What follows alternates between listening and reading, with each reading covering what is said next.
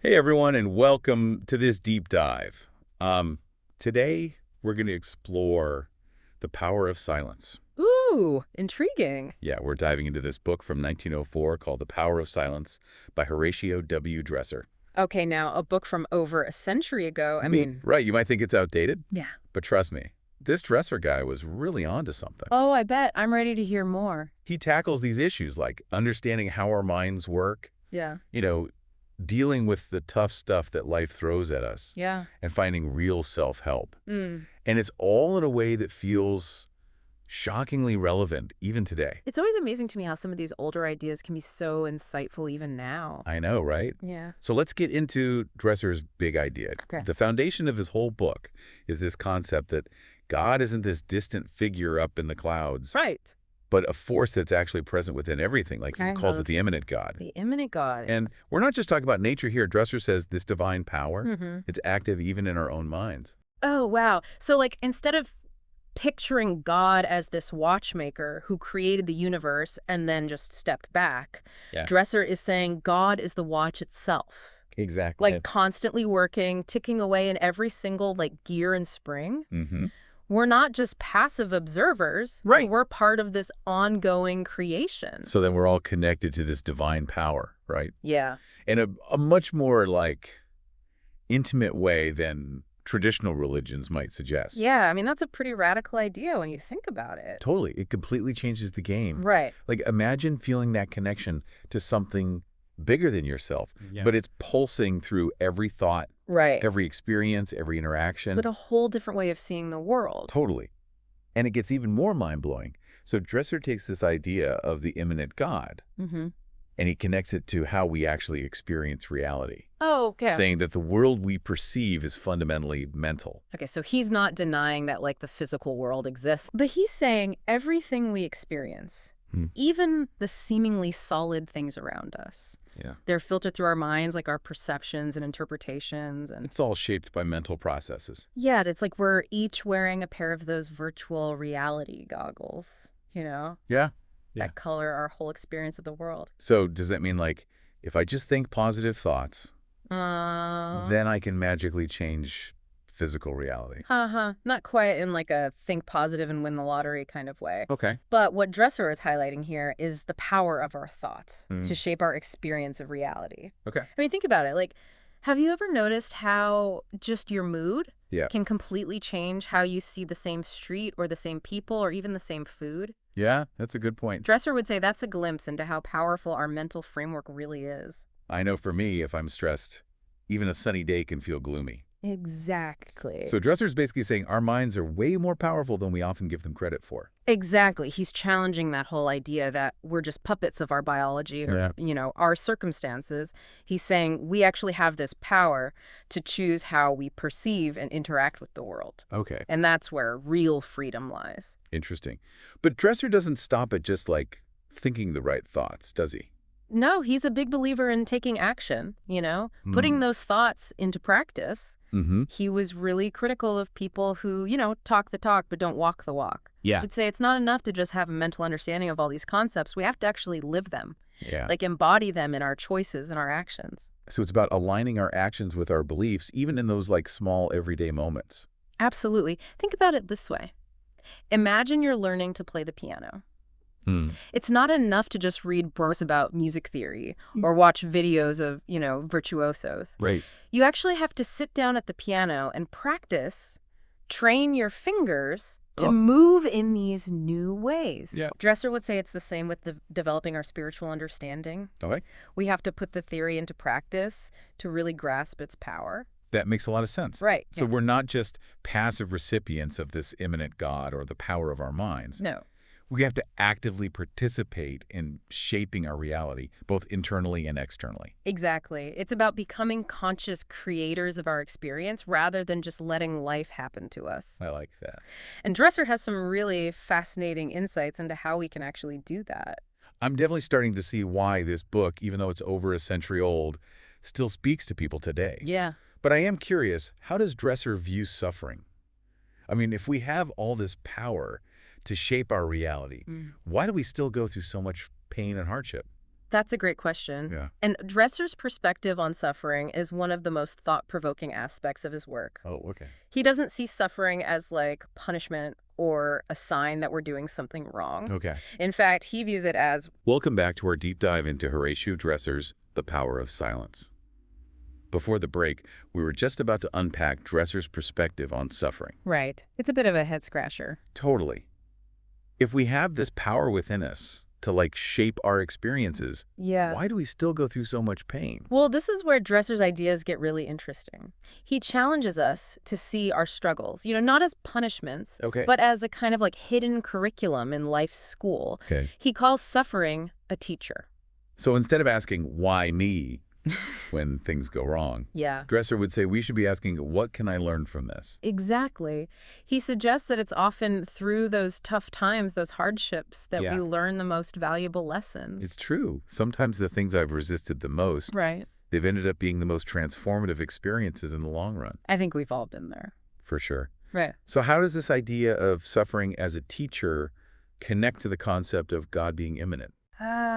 Good question.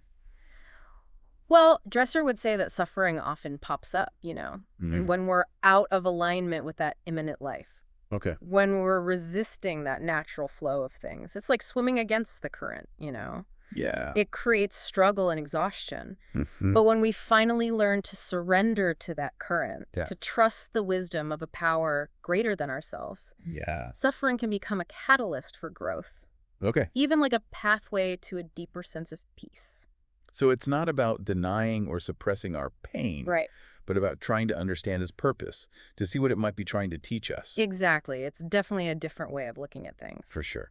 Instead of feeling like a victim of our circumstances, Yeah. we can start to see ourselves as active participants in our own evolution, I love that. right? Even through our struggles. Powerful stuff. And it all makes me think about this concept that Dresser talks about, poise and adjustment. Yeah, poise and adjustment. It's one of those phrases that sounds a bit vague to me. It can be a little hard to grasp at first. Yeah.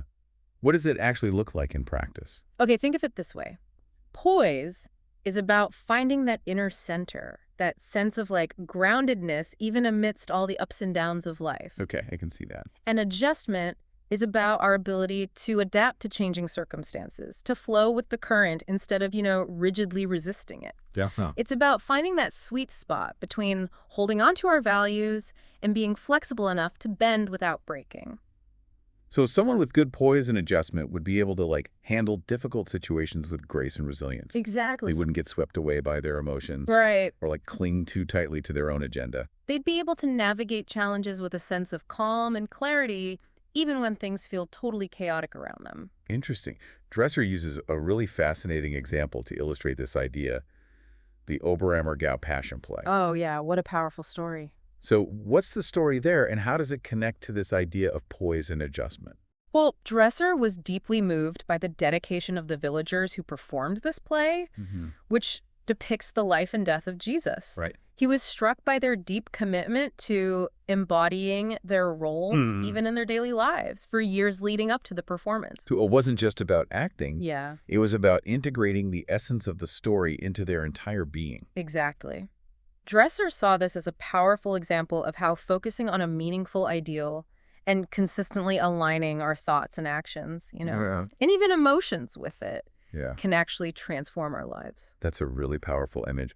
But let's be real, most of us don't live in a village dedicated to performing a passion play. Sure. How can we cultivate that kind of focus and intention in our everyday lives? That's where Dresser's emphasis on silence comes in. Okay. He believed that silence isn't just the absence of noise, it's a practice, Yeah. a way of cultivating this inner stillness that allows us to connect to that deeper source of wisdom and strength within us. So we're not just talking about finding a quiet room to meditate for a few minutes. Right. It's about cultivating a deeper inner silence Yes.